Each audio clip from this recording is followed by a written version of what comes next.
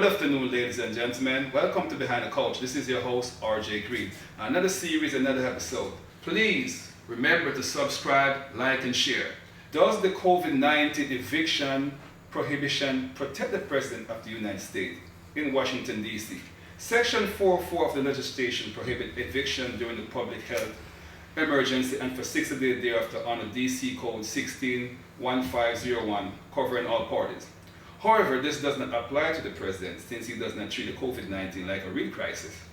Technically speaking, a lawsuit based on eviction prohibition cannot save President Trump. He will need to turn in the key to the White House by January 20 of 2021. Have you noticed how everyone in the White House is catching the COVID-19? How irresponsible those staffers are. Not wearing a mask, denying them the opportunity to have a dose of the warp speed vaccine. Very suspicious. Now that I mentioned vaccine, the country finally realized African Americans are suffering the most from this pandemic. What a coincidence, all the pharmaceutical companies and the United States in general want to help African communities. When you look at the African communities, the underprivileged communities, the amount of liquor store killing young youths, and all of a sudden they want to help black people because black people are dying from COVID-19.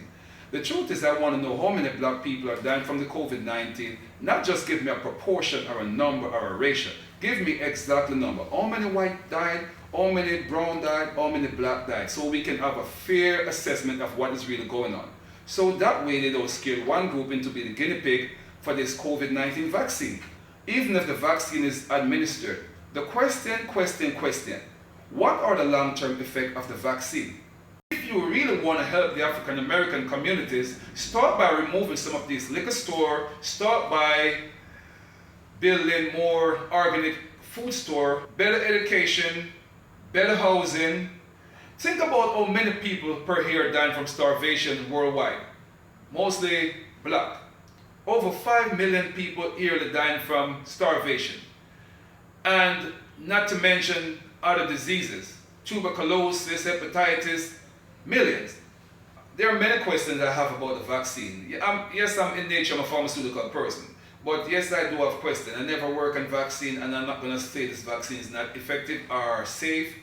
I'm quite certain once they have enough stability studies and study this vaccine long enough to know the long-term effect, then I can make a comment. But there's no data to show that the vaccine actually, what's the adverse effect over the long term, because there's not a long enough time to even study the vaccine. If we want to reach herd immunity of over 70% of the population vaccinated, so we could start with the other 70% of the population. Let's get in line just like any other initiative, whereas we are behind when it comes to receiving better benefit, when it comes to receiving better education, we are at the back line. When it comes to receiving proper food, we are at the back of the line. So let's get into the back of the line and watch what the vaccine does to others, and then we will step in. Since our immune system becomes so weak that they are feeling sorry for us. Yes, the food have deteriorated our immune system. Some of the things we have done in the past deteriorate our immune system. So at this point, I figure it is best for us to just get back to eating properly and getting our rest and exercise, our sunlight, and doing the right thing. Cut out those alcohol stores from the black neighborhood. Let's get back into treating each other with respect and dignity. So just to protect the 13%, why would you want to vaccinate the 13% of the population first, who if something should go wrong, you get rid of all 13%. Yeah, think about it. We are the one with the least amount of people to spare for an experiment. So start with the bigger population first and work it way down. Just continue to be as normal, what society normally do.